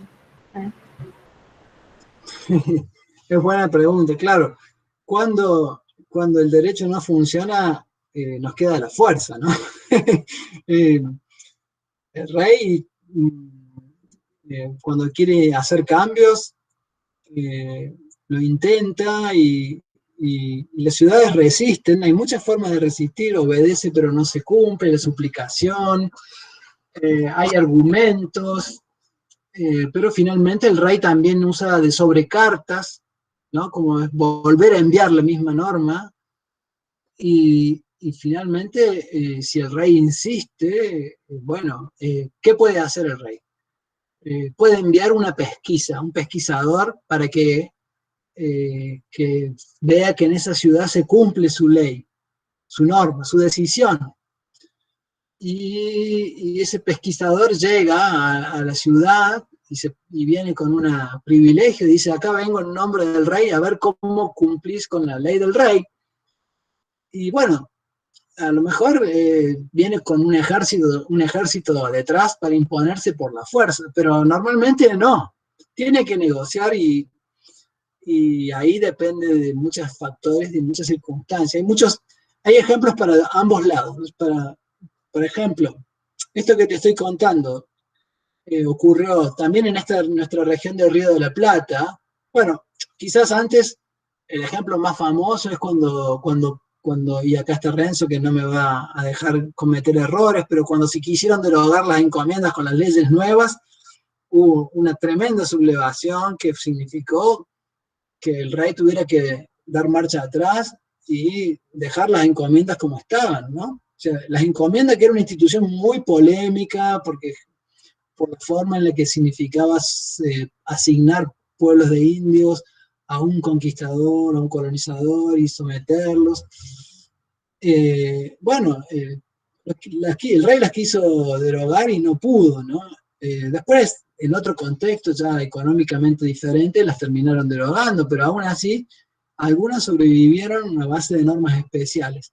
Pero el otro ejemplo que te quería poner era, en el siglo XVIII se creó un oficio para un oficio militar que los Borbones crearon a principios de 1740, que era el cargo de teniente de rey. Teniente de rey. Era un cargo militar, pero también con cierta aspiración de jurisdicción civil, política, y mandaron, un señor de aquí de Córdoba compró ese oficio de teniente de rey. Y vino a Córdoba y el cabildo nunca lo dejó ejercer, y el teniente fue a la audiencia a quejarse y decir que él tenía este privilegio del rey, que lo había nombrado teniente del rey y tal, y la audiencia mandó un pesquisidor a Córdoba a hacer una investigación, y el pesquisidor fue tremendamente maltratado en Córdoba. Claro, en un lugar donde o te llevabas bien con la gente o quedabas en medio de la nada, a merced de los pueblos de indios que no estaban colonizados, ¿qué ibas a hacer? Tenías que, de algún modo, hacerte amigo de los hombres principales del lugar para que te dieran de comer, para que te dieran una casa donde dormir. Entonces, las posibilidades de imposición por la fuerza, ahí sí la distancia quizás influye, quizás ahí sí la distancia puede influir para que esa posibilidad de acción directa y coactiva para imponer la decisión fracase. Lo mismo ocurrió, por ejemplo, con las normas que el rey dictó a principios del siglo XVII para abolir el servicio personal, otra institución que implicaba la explotación de los indios en manos de los colonizadores españoles. Y bueno, el rey dictó una real cédula que prohibía expresamente que los indios fueran afectados al servicio personal, o sea, que se usara, que fueran obligados a desempeñar trabajos compulsivamente para los españoles. Y esto generó también mucha resistencia, incluso las élites locales, teólogos, hablaron acerca de cómo el rey no podía haber dictado una norma que perjudicara a la república. Ahí entraban a tallar estos argumentos de que el rey estaba lejos, y como estaba lejos, había decidido equivocadamente, porque el rey no puede querer algo que es malo para la república. Entonces, seguramente que esto que el rey dictó está afectado por algún vicio, decían obrepción, subrepción, o alguna falsa información, le faltó información, pero esto que dictó no lo podemos cumplir porque va en detrimento de toda la república. Este argumento, por ejemplo, expresado por un teólogo, servía para decir por qué no íbamos a cumplir esa ley del rey. Obviamente, cuando fueron las reformas borbónicas fue diferente el contexto, y no por casualidad las reformas borbónicas empiezan en el Río de la Plata, que es un escenario colonial bastante light, diríamos, bastante maleable, porque son ciudades pequeñas, lejanas. Se prueban aquí las ordenanzas, porque ponerlas directamente en México hubiera generado a lo mejor mucha más tensión. Después se terminan poniendo en México y en Perú, pero aún así se ensayan en el Río de la Plata, y también tienen que lograr aquiescencia de las élites para poderlas llevar adelante, ¿no? Entonces, a veces el rey logra imponerse, a veces no, pero la mayoría de las veces decanta hacia donde hay un consenso común entre el rey y las élites locales. Esa complicidad que dice Luca Manori entre las corporaciones intermedias y el monarca, ¿no?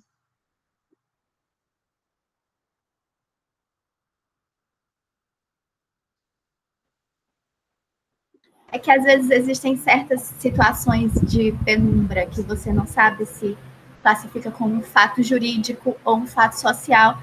E aí eu me pergunto qual a autoridade do historiador do direito, né, do jurista, em analisar esses casos que ficam aí entre fato político, fato jurídico, e enfim. Sí, lo que pasa es que estamos en un mundo también en el que en el que Em construção, né? en el que, no, pero que además en el que lo jurídico no tiene una frontera tan nítidamente separada de lo social y de los hechos sociales.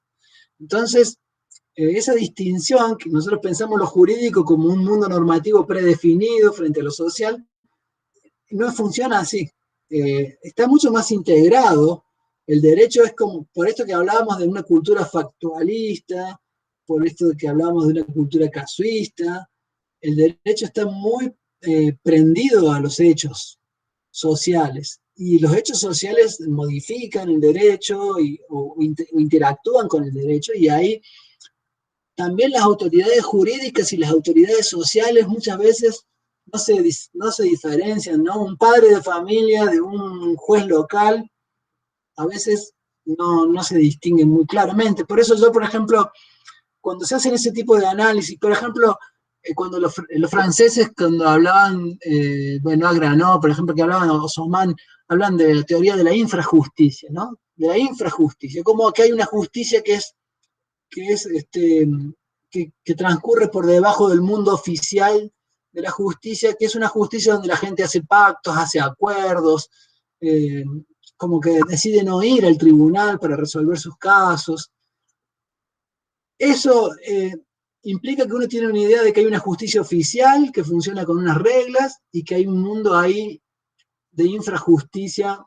Sin embargo, si lo pensamos en la lógica de la época, esa separación es una imposición que hacemos los historiadores. Ellos no lo hacen. Y yo he encontrado casos criminales, ¿no es cierto?, donde, por ejemplo, se persigue penalmente a una persona por haber herido gravemente a otra, y la causa procede de oficio, y finalmente el juez se encuentra con que la persona herida se presenta y desiste.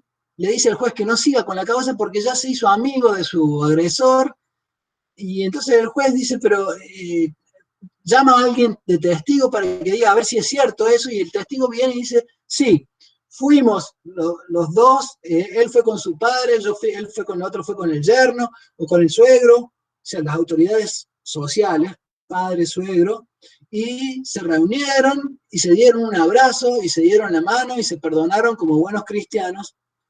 Y entonces el juez, frente a eso, dice, bueno, la causa se suspende, porque no hay razones para seguir, porque ya esa dinámica social que pareciera que no pertenece al derecho penal inquisitivo, ya funcionó y ya resolvió. Porque también es un mundo donde las personas son cristianas, ¿no? Por definición, y las normas de la religión imponen valores que están por encima de la justicia, ¿no? Entonces, esto a lo mejor me voy de lo que planteaba concretamente, pero es un ejemplo de cómo esta idea de que hay un mundo oficial de la justicia que funciona distinto, yo lo matizo, ¿no? Y los hechos sociales y el derecho se integran, ¿no? Muito obrigada, professor. A coisa complica quando as pessoas não usam argumentos jurídicos, mas fazem dissimulação por conta desses acordos. E aí é complicado tratar isso no âmbito jurídico, quando tem essa dissimulação. Pero la disimulación era un argumento jurídico. Era un argumento jurídico. La disimulatio tiene una tradición en el derecho canónico que estaba basada en una razón jurídica. La disimulación significaba básicamente evitar un escándalo mayor a través del proceso judicial que aquel que había causado el hecho que se juzgaba. O sea, si el juicio iba a generar un escándalo más grave que el escándalo que había causado el hecho, entonces era mejor disimular el castigo. Y esto es algo que la Iglesia ha hecho mucho también hasta hace poco, ¿no? Cuando, por ejemplo, no sé si ahora, pero hasta hace unos años, frente a casos de pedofilia, ¿qué hacía? Trasladaba al obispo de una sede a otra, ¿no? de Boston a Roma, y que la gente se olvide, ¿no? Porque hacer un juicio significa un escándalo, y evitar el escándalo es un mandato imperativo de la comunidad católica, ¿no? Entonces, la disimulación es una estrategia jurídica jurídica canónica, pero también en el fuero secular se usa, quizás no con el término tan abiertamente, pero se usa mucho. Y te pongo un ejemplo también, otro ejemplo. A mí me pasó viendo procesos penales aquí en Córdoba, ¿no? Que por de pronto aparece una persona y dice, me presento como vecino principal de esta ciudad a pedir clemencia por este reo porque lo conozco y sé que es bueno, y entonces le pido al juez que sea clemente con él y que lo deje libre. Y a mí me pareció una cosa rarísima eso, como decir, ¿cómo un vecino se presenta ante el juez a decirle al juez que tiene que perdonar al reo? ¿Y esto de dónde sale? Porque esto para mí era una cosa propiamente del fin del mundo, ¿no? Pero eso mismo está escrito en Castillo de Bobadilla. Castillo de Bobadilla dice expresamente que cuando el caballero u hombre principal se presenta ante el juez a pedir clemencia, el juez le debe escuchar. ¿Y por qué? Bueno, porque San Agustín hizo eso por los cristianos ante el rey de Macedonia. Y entonces, claro, como lo hizo San Agustín, bueno, está bien que lo haga, que cualquiera lo haga, porque ahí va a poner en tela de juicio que todo lo que hizo San Agustín es bueno. Entonces, vemos cómo ese razonamiento tan ajeno a nuestra forma jurídica de razonar hoy, podía dar sentido a esa práctica en la que una autoridad social, un hombre importante de la comunidad, se presentara ante el juez a pedir clemencia por un reo, y finalmente el juez, según Castillo de Bobadilla, debía escucharlo. Y eso no está en ninguna ley. Estaba en la cultura que daba sentido a esas leyes, ¿no?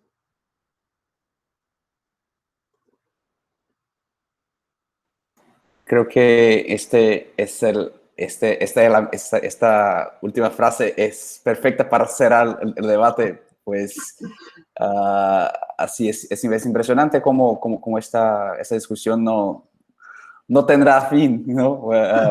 Pues las fuentes no se agotan, las fuentes son muy distintas, incluso de las localidades. Seguramente si fuera posible poner junto también, así, ¿no? Traer las discusiones sobre otras partes del mundo hispanoamericano, seguramente los ejemplos serían muy ricos también, ¿no? Entonces, yo agradezco muchísimo a todos por que estuvieran acá, y agradezco muchísimo, Alejandro, por haber aceptado la invitación.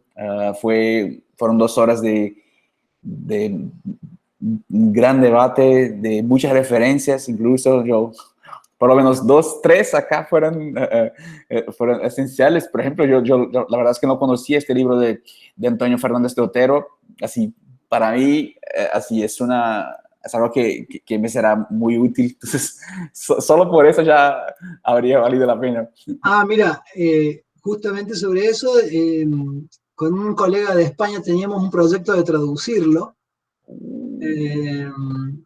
pero bueno, él es el experto en latín, yo iba a hacer el estudio jurídico, pero después él tuvo una serie de problemas y quedó ahí un poco parado el proyecto, pero presentamos una ponencia en el Congreso de Derecho Indiano de Berlín 2016, que está online las actas, y ahí tenemos un artículo donde presentamos esta obra y mostramos cómo circulaba por el mundo americano el Tratado sobre la elección de los oficios de república, que es un tratado bastante desconocido por la historiografía. Normalmente referimos a Castillo de Bobadilla, a la Curia Filípica, y este tratado, sin embargo, lo que mostramos en la ponencia es que era muy citado por los juristas, incluso en Indias.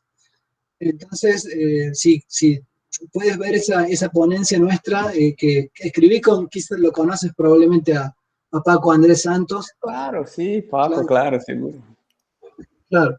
Bueno, Paco finalmente no pudo proseguir con la traducción y el proyecto quedó ahí, pero ahí estamos, esperando que él pueda retomarla. Bueno, creo que le voy a escribir para que para darle ánimo, ¿no? Pues creo que cuando la gente empieza a pedir eso, no sé, Claro. las fuerzas las encuentran.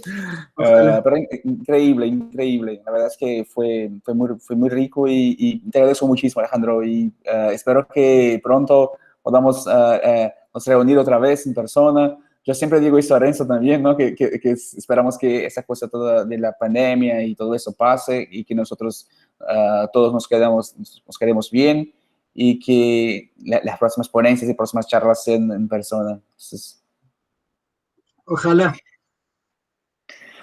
bueno, muchas gracias a Bueno, todos y nos vemos pronto. Y también dejo también la invitación en 2 semanas, creo. Tenemos el último encuentro del seminario en ese semestre y recibimos también dos invitadas en esta vez.